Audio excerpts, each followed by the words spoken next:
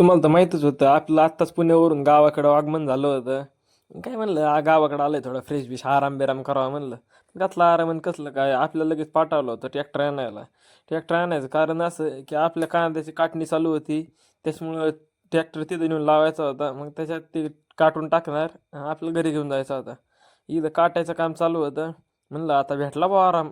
कसला आराम आणि कसलं काय लगेच म्हणले उठा आणि चला आपल्याला लिमोनी खांदायची.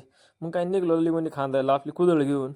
काय मूड नव्हता अजिबात बी लिमोनी खांदायचं पण काय आता काम करावं लागायचं हा सगळा भाग आपल्यालाच खांदायचा होता. मग काय आपण लागलो खांदायला. पण हे आपण खाणं हे कुदळीला मान्य नव्हतं. त्याच्यामुळे काय ती कुदळ बी तुटून गेली व कुदळ मग काय आपल्याला दादानी जोडून दिली. मग आपण लागलो लगेच खांदायला. एवढा पटापटा कोणी खांदूनच दाखवा मग काय पटापटा पटापटा खांदून घेऊन आपल्याला जायचं होतं गावाला. मग काय निघलो आपण डायरेक्ट विसापूरला. गाडी घेऊन विसापूरला निघलं ते म्हणतात ना सिर्फ व्हिडिओ बनाने से घर नहीं चलता पढ़ाई विडाई भी करनी पडेगी. मग काय लगेच वय घेतली आपण.